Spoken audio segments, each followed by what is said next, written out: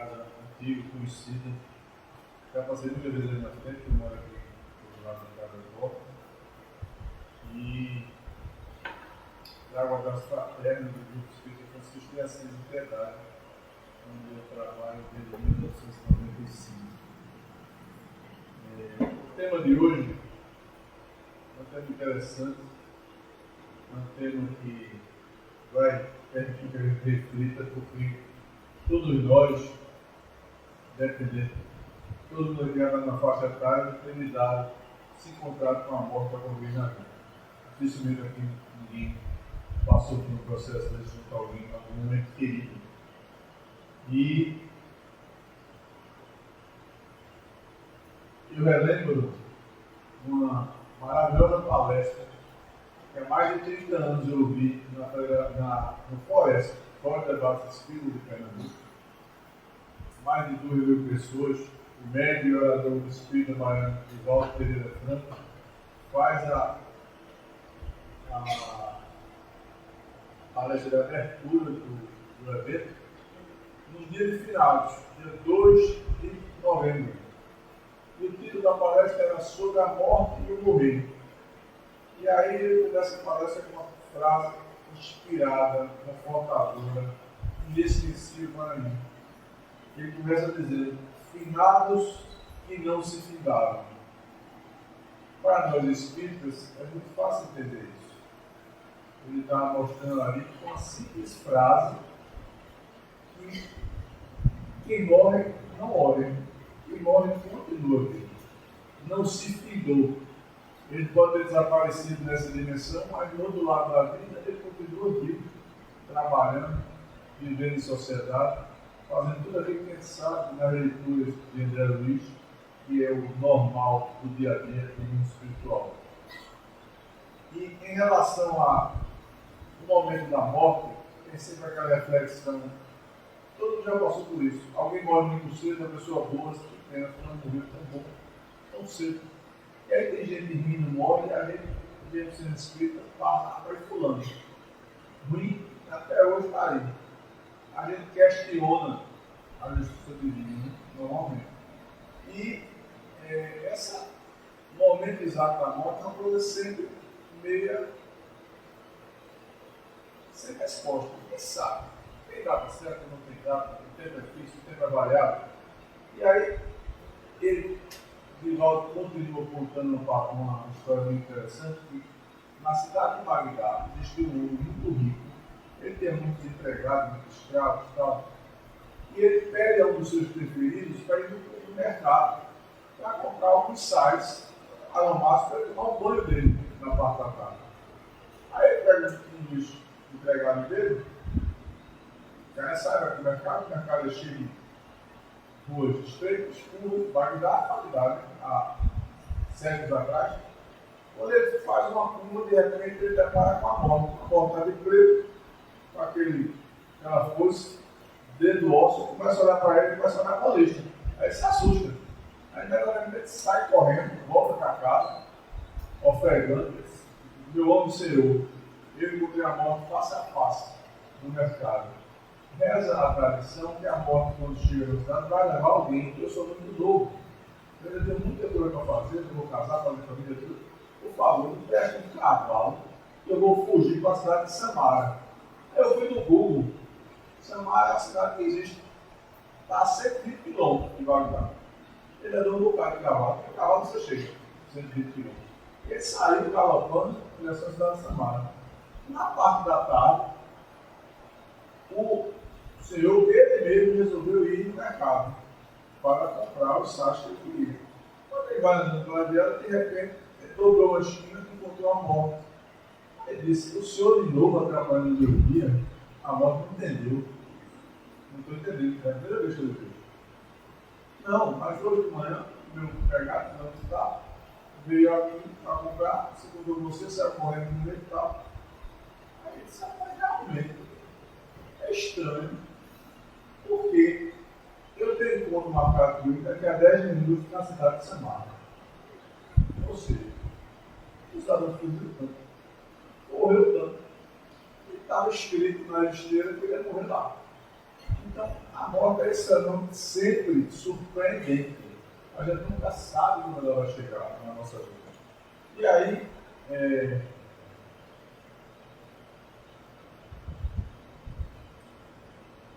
eu, particularmente, tive um encontro inesperado com a morte muito cedo. Eu não escolhi. Mas, no dia 25 de novembro de 1966, eu tinha 6 anos e meio. Minha mãe tinha tido 9 filhos, o mais velho 19, eu tinha 6 e meio. Ela, por causa dos 9 partos normais, foi fazer uma plástico de barriga, tinha um problema de variz, foi fazer a redução ao mesmo tempo, era atrasado, ao hospital da Polícia Militar. Infelizmente, teve uma embolia pulmonar e desencarnou, faleceu. É um momento inesquecível, porque até hoje, quando eu olhar na minha retina no dia, eu me lembro que eu tinha entrando pela casa, eu morava numa casa antiga, própria da Boa Vista, ele abrindo a porta para me dar a notícia. E meu pai não teve coragem. Me perguntou por quê. Eu era muito pequeno para questões dele.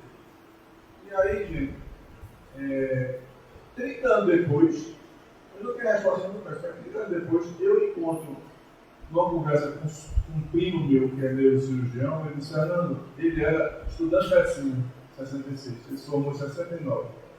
Eu assisti a cirurgia. Sua mãe tem uma má formação do pulmão. Quem tem uma formação do pulmão, está arriscada para doer pulmonar. Então, aparentemente, a partir daí, eu tive uma resposta da medicina. Estava escrito na estrela, isso podia acontecer. Mas eu tive uma resposta espiritual, eu não era espírita, eu era católico. Eu curtia a tabela no catolicismo, na realidade. Nunca gostei. E meu paciente dessa serviço a minha vida, você está achando muito. Então, gente, isso foi um encontro bastante inesperado. Hoje eu entendo, com o conhecimento da doutrina, que isso é uma prova coletiva. Os irmãos, meu pai, que com certeza, como sertanejo, machão, não valorizava a mulher que tinha comportamentos condenáveis, com certeza, e depois que caiu a ficha, ele ficou, e aí? O que é que eu faço a minha vida? Minha cara namorada morreu. É fácil dizer isso porque ela morreu, mas com certeza ele está usando um mundo diferente. Então, começa aquela pergunta: por que a mãe, aos 40 anos de idade, deixa nossos filhos órfãos? Onde é que vai buscar essa resposta? A gente, todo mundo aqui passou por dificuldade, dentro de ter perdido o filho, né, que é uma coisa complicadíssima. O filho diante de você, não tem lógica. Mas, no dia, eu nunca me revoltei. Isso aí é uma coisa que eu tenho certeza que eu testemunho até tia minha mais velha, que ela me dizia, não, você ficou triste, não me revoltou. Eu tenho um irmão que ele, sabe aquele menino que está num shopping, você quer comprar uma coisa, você segura pelo braço, aí ele começa a bater as pernas, revoltado. Era meu irmão, um pouco mais velho que eu. Mas eu não dei essa resposta até o dia 5 de dezembro de 1991.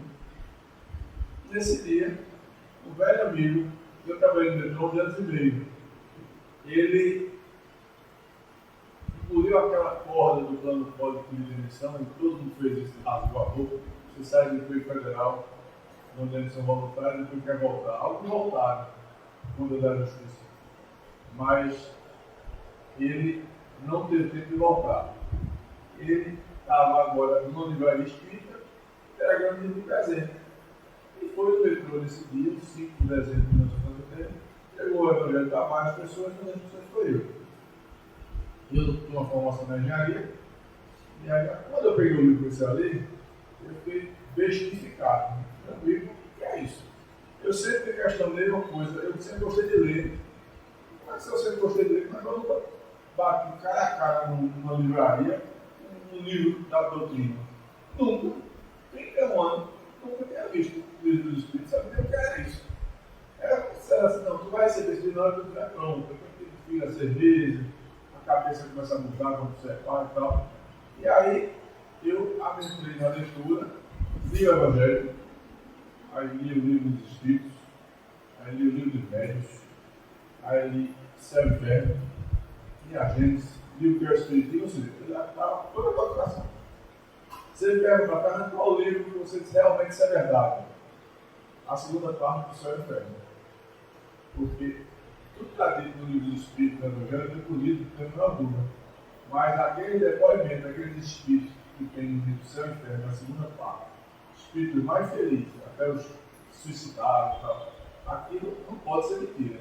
Aquilo, para ser mentira, é um enredo muito bem feito. Se eu escrever aquele negócio, então ali eu me convenci que aquilo era uma coisa muito séria. Eu resolvi procurar um amigo meu, que era do também, que era vice-presidente do Centro Espírita AETEU, Associação Espírita Trabalhadores do Evangelho Universal, lá em Socorro. E eu disse, André, eu quero as coisas na mediúnica. Eu quero ver o fenômeno na prática, como todos os outros. Ou seja, de um modo geral, você chega naquelas imagens de YouTube, até mais, não seja tanto assim, as pessoas gostam de ler pouco.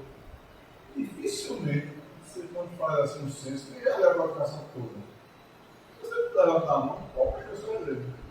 Eu, Evangelho, eu digo, Espírito, alguns têm mediunidade do livro do velho, e termina parando por aí. Eu já tinha lido o livro todo, isso não estava direito, de ser melhor que ninguém, mas eu estava chegando com uma certa base. Aí, fui no dia, tem um estudo no começo, aí tem uma porta assim, depois o pessoal entra para a reunião. Eu tinha dúvida se entraria ou não. No meu centro espírita hoje, no GEF, você mesmo tem 2 anos. Tem uma chance de você entrar na reunião, no primeiro dia que você chega no centro. Pode dizer que estudou a qualificação 10 vezes. Você vai decorar. Você tem que mostrar que é trabalhador da casa, que tem problema de desenvolvimento, que você tem um propósito ali dentro.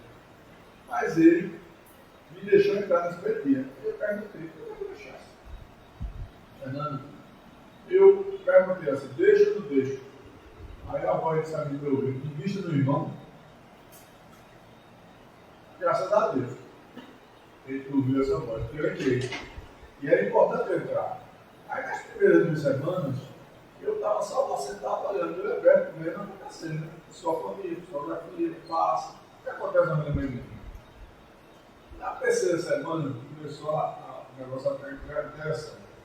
Disse ele, Fernando, hoje tu vai sentar na mesa.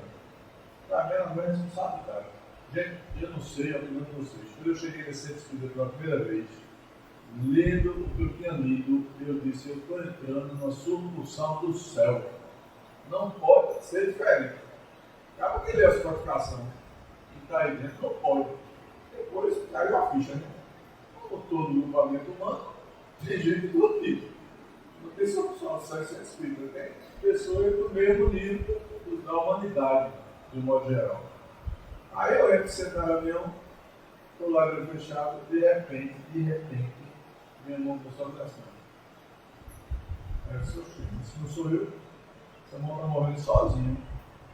Na minha cabeça não é a minha vontade, realmente não era a minha vontade. Aí me deram a caneta, eu comecei a rabiscar. Eu não estava escrevendo nada, eu estava rabiscando. Eu sabia que era exercício. Meu guarda-livro. Eu perdi, infelizmente. Eu me mudei várias vezes no lugar vida. Uma das mudanças eu perdi esses 2 exemplares. Quando terminou, existia, eu abri o olho assim, aí tinha uma bola, não uma bola perfeita, tinha uma esfera, um círculo, uma esfera, uma caneta bem escrita fina, de olho fechado. Eu passei tinta em 100% do espaço onde tinha a esfera. Não tinha nada mais claro que os outros. Como se eu tivesse deixado de cruzar. Eu pensei, rapaz, se eu usar isso de olho aberto, vai ser difícil fazer em 30, 40 minutos. Eu fiz de olho fechado. E fiz 2 vezes. Foi bastante interessante. E aí eu ficou aquela coisa, tipo assim, Fernando, isso aí é verdade, tudo isso é um fenômeno. Se não vai ser médio não, é uma questão de uma minha racionalidade normalmente impede. Porque quando você chega numa mesa da gente e começa a pensar que quem está ali é você que está falando, é a imaginação da sua cabeça, aí trava o processo. Não existe como perispírito a perispírito, o espírito atuar na sua mente e você poder falar, escrever e tal. Isso é um defeito, né? Eu prefiro hoje baseado no.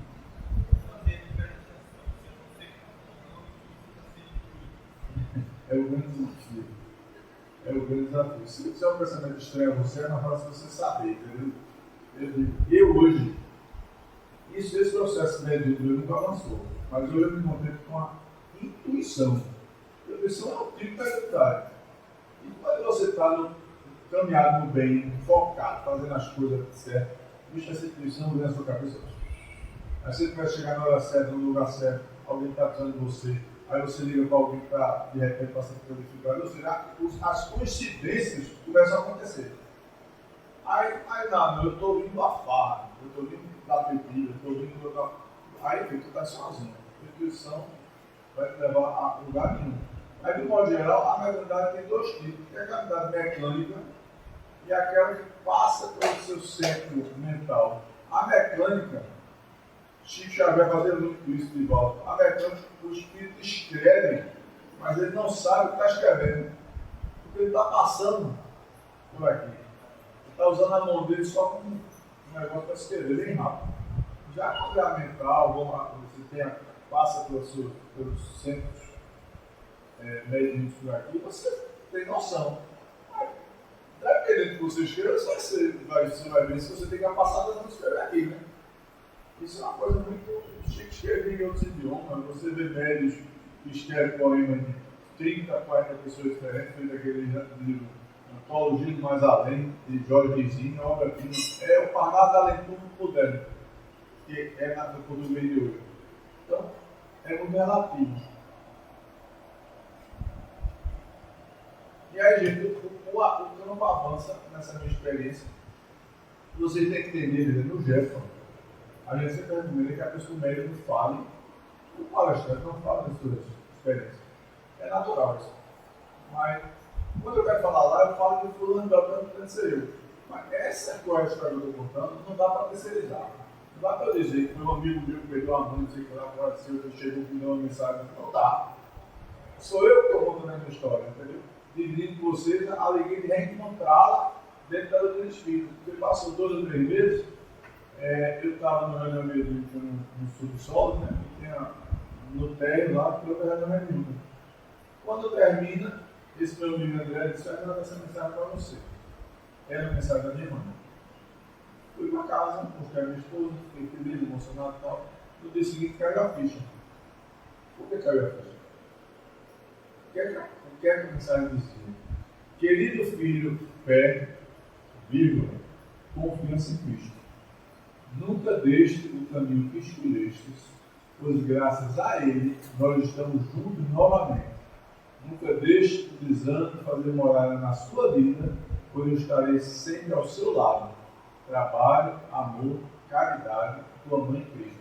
A mensagem é bonita, a mensagem é profunda, mas a mensagem tem algumas coisas por trás dela que a gente tem que explicar.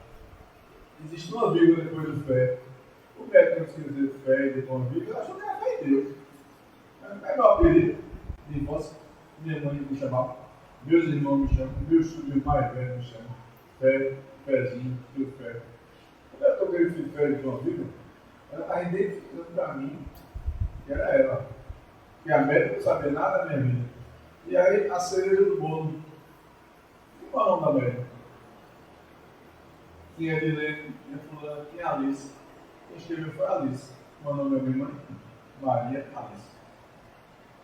As pessoas depois disso, de toda essa evidência, vamos dizer assim, e não acreditam.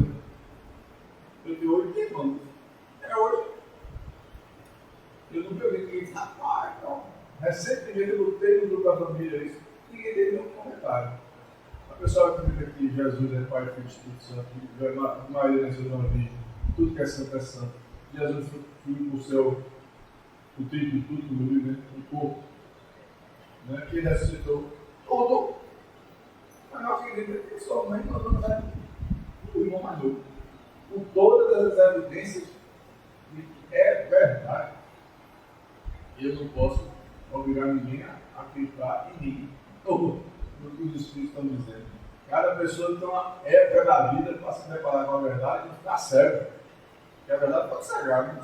Se olhar para o sol, você fica cego, rapidamente.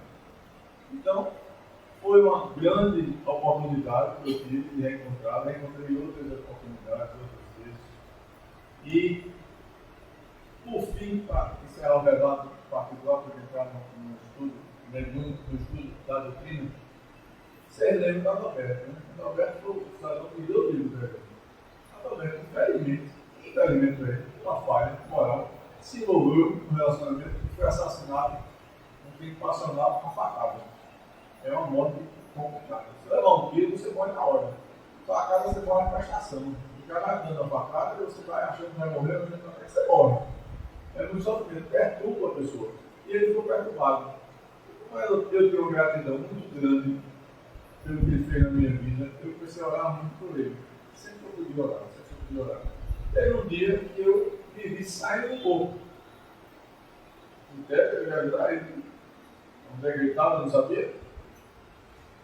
De repente, já dá uma faca assim. Me passando em mim, aqueles pesadelos. Aí eu estou longe o suficiente para não conseguir acordar na hora. E agora estou gritando, né? Minha esposa, foi isso. Foi um pesadelo. 2 dias depois eu fui para o centro. Aí lá na porta tinha um cara que era lá. Ele tinha um poder de desdobramento muito grande. Ele sempre dizia: Fernando, hoje eu vou passar na sua casa para trabalhar. Aí eu disse: braços cruzados assim, eu disse: Fernando, tudo bom? Tudo. Não vá onde você não pode ir. Fique que Deus ali por ele. Foi mais uma prova, né? Que a coisa foi real, foi um verdadeiro. Uma tentativa de auxiliar alguém, terminou, de um modo eu fugi, né, correndo no meio, e um dia eu consegui estar ali. A partir daí, ele começou a trazer, através de resumo, o espírito de Alberto, bastante perturbado no começo. O tempo foi passando, até que finalmente, um amigo meu, Francisco Barbosa, não sei se vocês conhecem, recebe ele, já em paz, se despedir, agradecer a ajuda dele, enfim. Ou seja, missão cumprida. Eu consegui, sempre consegui dar a ele o que ele deu a ele de presente. Eu fiquei muito feliz. E aí, vamos dizer assim, mais uma prova da sociedade, da vida, da alma após a morte. São provas que dentro do Espírito a gente sempre vai ter. Então, gente, a gente começa a refletir sobre o tema à luz do Consolador Prometido e algumas ideias assim, para a gente discutir. A morte prematura contraria a lógica, pois os filhos esperam enterrar seus pais e não ao contrário. Isso é unanimidade, né? Todo mundo entende que quando morre um filho, a cara fica a cabeça para baixo e esperado.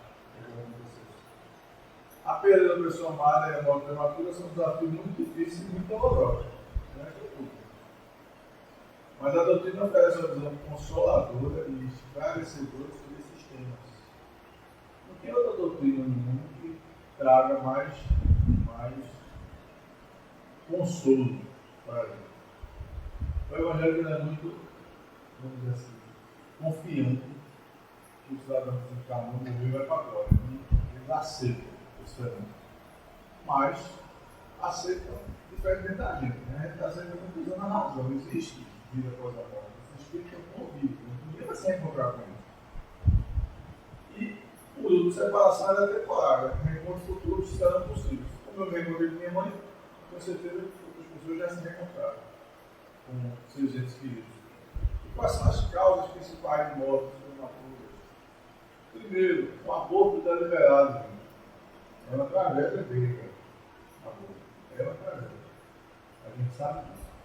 Eu, se não fosse espírita, talvez tivesse abortado. Eu não, né? Minha esposa. Porque meu primeiro filho, minha esposa teve papeira, 3 meses. No segundo, teve catapora com 10 semanas de gravidez. E aí, começou a gente na família, né? Catapora e tal. Não é rubéola, que é parecido.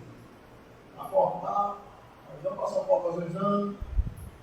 Aí vai passar o pau fazer o exame, vai. Se der positivo, que o feto pegou a catapora, vai fazer o quê? Vai abortar? Vai não. Então, por que a gente vai fazer assim? Se tudo na vida que daí deu certo, vamos para frente. E graças a Deus, a gente vacinou por 3 anos, ela teve catapora. Ela é em São Paulo, de férias com a gente. Hoje é médico, fazendo lá em São Paulo, na residência, de 28 anos. A doutrina espírita me ajudou, a minha esposa não precisou, para mim espírita é velha, mas para mim ajudou bastante, eu tenho uma dúvida de não fazer isso. Então, a prova que ela sabe vencida. Desencarnação de criança, de modo geral, de modo prematuro, suicídio, esse flagelo, eu tenho uma palestra que fala sobre suicídio. Essa palestra aqui é a 26ª que eu dou. Suicídio já dei 12 ou 13. Eu digo o seguinte: se você gosta de falar de suicídio, em setembro amarelo, se esquecendo que as pessoas se suicidam todo dia do ano. Então tem que falar sempre. Se quiser que fale, pode marcar que eu volto e falo. A palestra esclarecedora, preventiva, forte, mas faz parte do jogo. O quarto é a eutanásia, que está virando moda. Você tem dinheiro, tem grana, pega um avião, vai para a Suíça, o médico dá um remédio, você se injeta. Porque a eutanásia é você que se mata, né? A morte assistida é o médico que mata. Por fim, acidentes. Acidentes, eu me livrei de um há sei lá quanto tempo, 8 anos, 2011. 14 na praia. Servi de para Sertânia de Moto do Rio de Janeiro. Fui bestificado na cidade de tudo isso. Aí, quebrei a clavícula, quebrei outro costela, furei o pulmão. Não morri. Talvez tenha sido moratório, porque ficou bem perto. E a médica me diagnosticou só com a clavícula quebrada. Eu fui na Fiorina sem nenhum apoio de oxigênio, parecia que eu estava com o pulmão furado. Eu ter sido pneumotórax. Morreria. E aí vem a pergunta: o tempo de vida é fixo ou variável? Isso é uma dúvida que a gente sempre tem. Tem algumas situações que o karma coletivo pode dizer que seja fixo, tipo assim. O círculo de Niterói pegou fogo na década de 60, Chico Xavier disse que aqui tem a vida com gente, teve a vida de Roma, de Melo, chegou naquela hora, morreu todo mundo. Você está no avião, morreu todo mundo. Mas no modo geral, a coisa pode mudar, dependendo do seu método. Divaldo Franco também disse numa palestra que tem anos atrás, gosto muito de Divaldo, que ele teve um infarto. Foi para o mundo espiritual, vamos dizer assim, né, deslogado, encontrou com o João e disse: aí, morri. Aí ele disse: não, eles estão resolvendo. Fique em oração. Aí depois de um certo tempo, você não vai morrer não, você vai voltar, vai voltar fazendo palestra, tomando coordenação do caminho. Se deixar de fazer isso, você morre. Divaldo já tem 97 anos. Ele tem 67. 30 anos a mais, no espírito de Divaldo Franco, estava previsto, altamente iluminado, estava previsto para desencarnar com 67 e já tem 97. O que é que a gente conclui disso? Se a sua vida em prol da humanidade, em prol das pessoas, está fazendo alguma diferença, o mundo espiritual pode estender a sua tempo de vida durante muito, muito tempo. Porque aquela história que quando você reencarna, você vai no posto de gasolina para encher de fluido vital, para 60 anos, para 30, para 50, para 70, para 80, você vai viver seus 80 se viver uma vida equilibrada. Se você enfiar o pé na jaca, começar a fazer coisas desequilíbrio, você vai fazer igual um carro. Se você chutando no carro e bota 150, esse carro ele andar 400 km, vai dar 300. A gasolina vai acabar antes. Você e seu corpo é a mesma coisa. Nem sangue igual o santo, que é bastante antigo. Se você vive essa vida de regra mental e físico, que o mental atrapalha o físico atrapalha o mental, tem dois equilíbrios. Você consegue viver uma vida do tempo mais ou menos previsto. Mas pode ser que você vá ficar mais tempo, porque o que você está fazendo em prol da humanidade merece que você continue ali trabalhando. Aí vem a famosa moratória. Então, presente no hospital para você continuar exercitando a sua missão na Terra. E a morte prematura, não sendo nem fatalidade do eterno, ela é a oportunidade de um duro aprendizado. E é duro mesmo, eu sei, eu vivo na pele. Eu não me revoltei, mas não é fácil. Eu não me vi na época do colégio fazendo festa de da mãe, não era época, né? Mas hoje em dia é muito difícil. Você tem uma peça, sua mãe vai com o colega na festa da mãe, você você não tem mãe, você não tem pai. É muito triste para a criança. E qual o propósito dessa morte prematura? Cada espírito tem um planejamento reencarnatório que inclui o tempo de vida. Essa morte prematura pode representar provas do resgate necessários para os pais. Os pais devem dar motivo a isso, ou vivendo, ou antes. Pode ser que a vida que ele está vivendo merece uma desencarnação precoce, mas aguarda que volta só para passar um tempo com ele despertar. Acontece isso demais. Essas são também lições para os que ficam ajudando no crescimento na fé. Quem fica não tem sorte, tem que crescer na sua fé. E a saudade é um sentimento natural, não pode haver. Nunca me esqueço, o espírito mais evoluído que eu conheci, seu Caetano, não sei se eu participava lá em Socorro. Um homem de Deus, uma pessoa maravilhosa, por minha esposa de 5 anos, só não passa. Sem nenhum remédio. Ele se encarnou.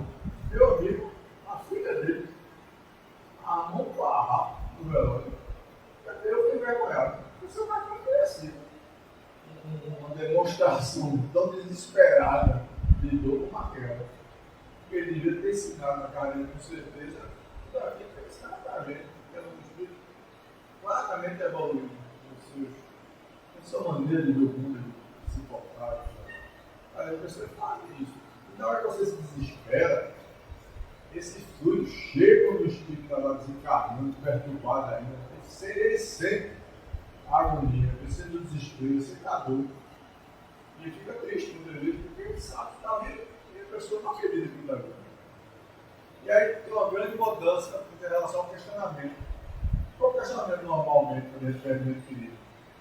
Católico gosta muito disso. Meu Deus, por que você disse comigo? O que é que eu fiz? O que é que eu mereci passar por isso? É a primeira pergunta. Você não entende o que está passando por isso. Mas a pergunta certa é o seguinte: para que isso está acontecendo comigo? Qual o motivo? Eu tenho que refletir para entender por que razão eu estou passando por isso. Eu precisei passar por isso. Por que motivo? O que é que estava errado na minha visão de mundo para ter passado uma prova tão difícil? Eu vou ter, após a reflexão, pode ficar, né? Porque alguma coisa estava errada. Não foi a causa que aconteceu. E a doutrina não nega a dor, mas ensina a entender o propósito da dor.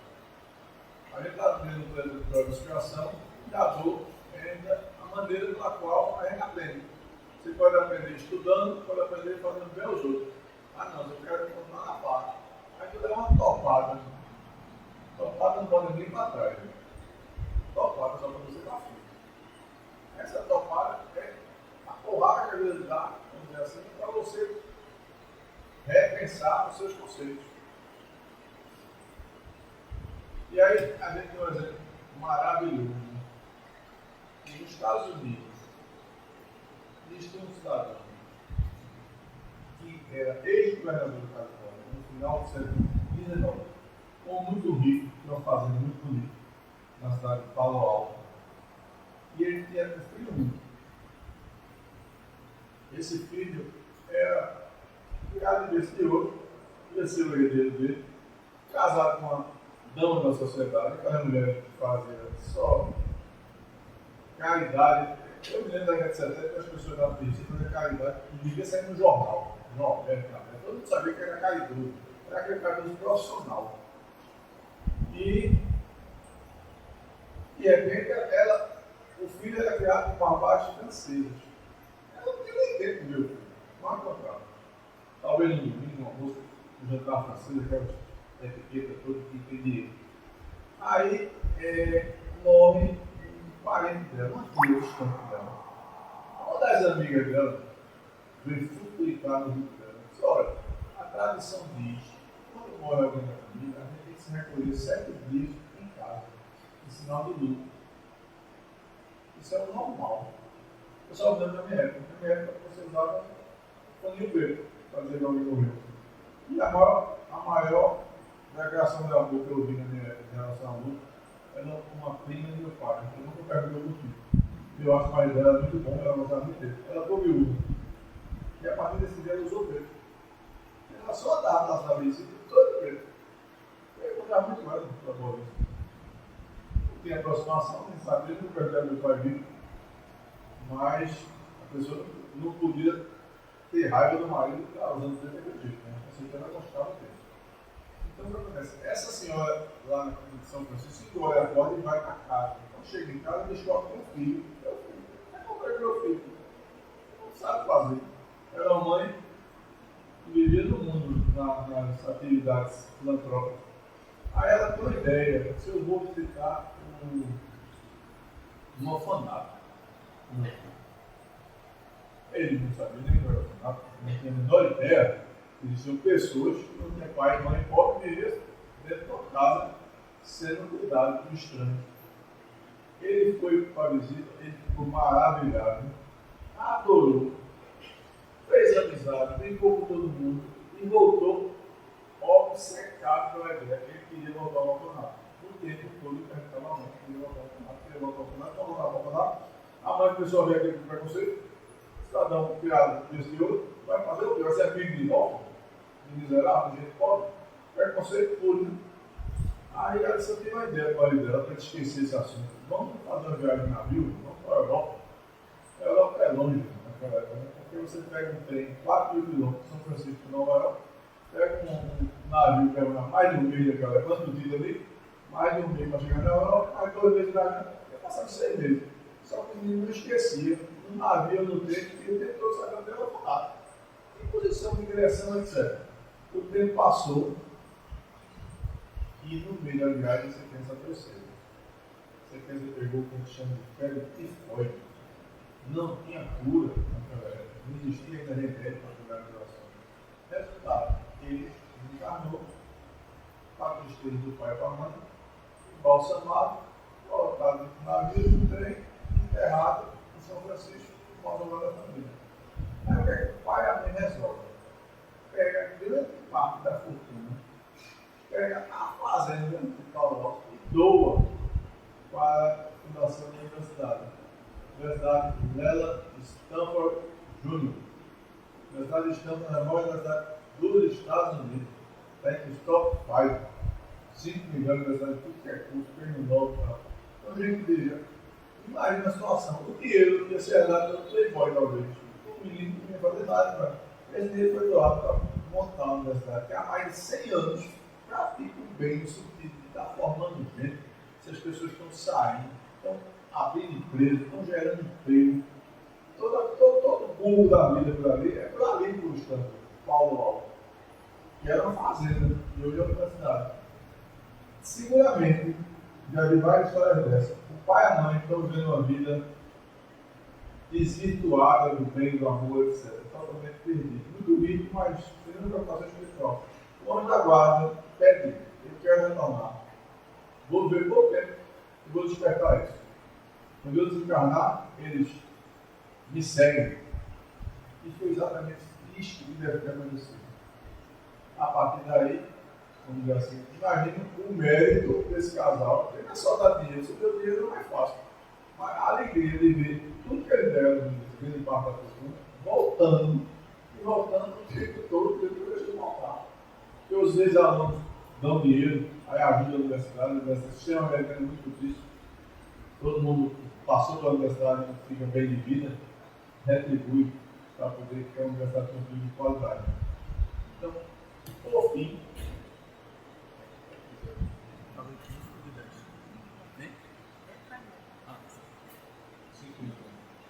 tem outra história que é muito interessante, o filme Gosto, gente. A gente entra numa análise sobre livre-arbítrio. Livre-arbítrio é, tu quer ser ajuda, você morre, você encarnou.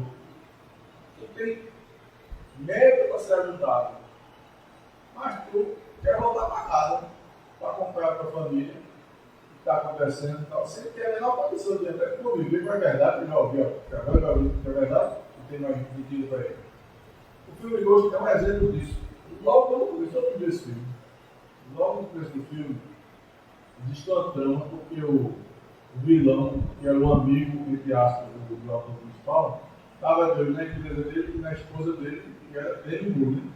Aí, resultado, esse cara é assassinado no começo do filme. O pessoal ia dar um susto e tudo matando ele.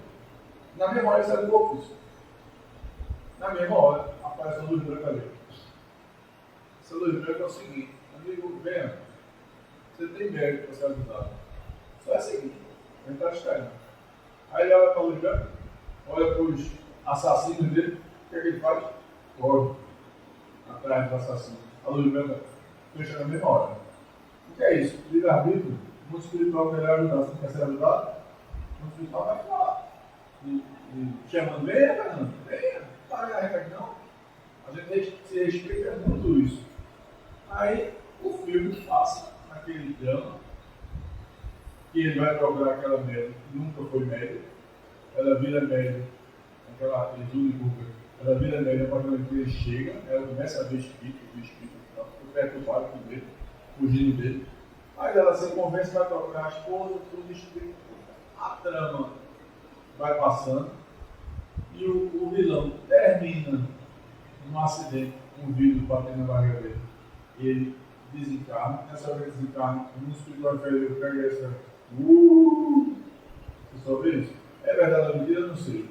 Mas que existe um espiritual inferior, tem. E o cara estava lá, com certeza, cheio de débitos, perante a lei do karma.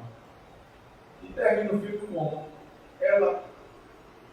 ele incorporado na média, abraçado com a esposa, emocionado, tal, tudo em paz, tá tudo em paz. Na hora que está tudo em paz, a luz branca abre luz. Ou seja, mais uma vez, a gente pode dar uma oportunidade a você tem o livre-arbítrio de seguir em frente em direção à luz. Se ele não fizesse, não quero ficar com minha esposa que acompanha. A luz fechada faz parte do processo. Mas se você